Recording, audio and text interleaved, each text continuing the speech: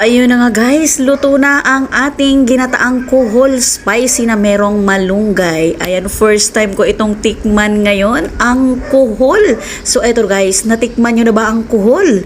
Saan nga ba matatagpuan ang kuhol? At saan nga ba nakukuha ang kuhol? So ayan guys, kung meron kayong alam pa, comment naman sa ating comment section para alam ko rin kung saan nga ba talaga makukuha ang kuhol. So eto na guys, kakain na po tayo. Ang kuhol na ito guys ay niluto ko lang naman ito sa purong gata at nilagyan ko ng maraming sili at merong malunggay. Tapos merong, ayan, may dukot. Bahaw. At eto na nga, unang-una kong kunin ang kanyang laman. Tinusok-tusok ko muna siya ng toothpick. Ayan na guys, lumabas na ang napakalaking laman. So ayan yung itsura niya. Ayan. So sinilip ko pa at tinitigan. Ayan, dahil first time ko nga po itong tikman. Ayan, pinisil-pisil ko pa. Siyempre, tinitigan ko at sinisipat ko talaga kung anong meron dito sa laman. First time kong tikman ito guys, kuhol. Ito kasi ang natikman ko yung sisi. Yung sihi sa suba na kuha. So kini siya kuhol. So karon lang ko makatilawan yung sa lasa. Makaon man lang siya tanan. So ayan na guys, first subo. O di ba ang lasa? Masarap siya pero may konting something siya. Siguro hindi lang ako sanay.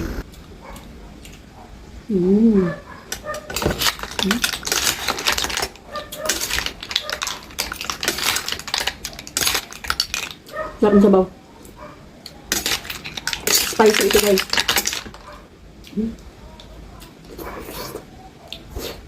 Gagamitan daw ito ng toothpick. Ayan. Oh, wow.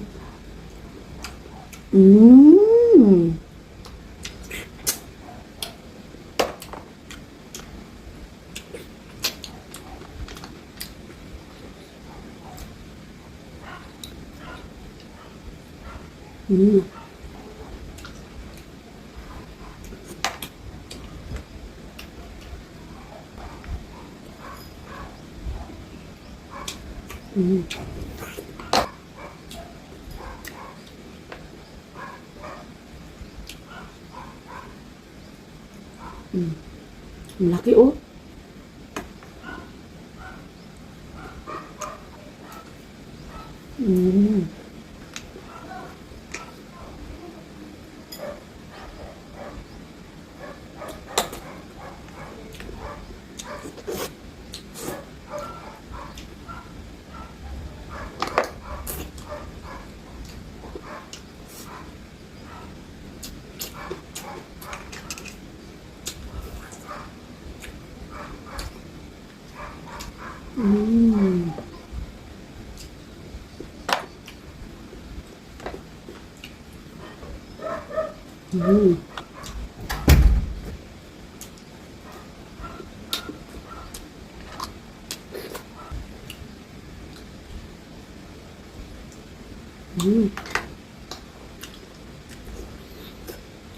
Yung natikman ko kasi nito dati, ano siya yung nasa ilog, ay yung nasa suba.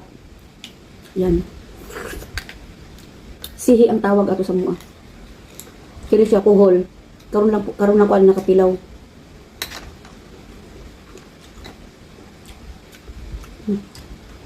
Kung halang-halang.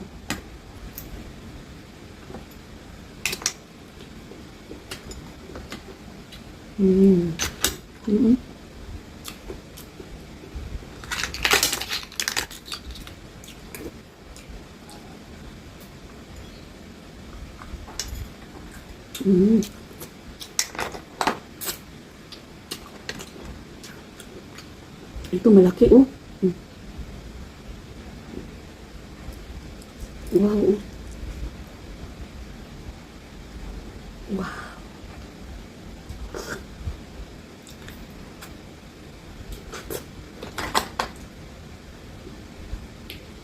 Mm-hmm.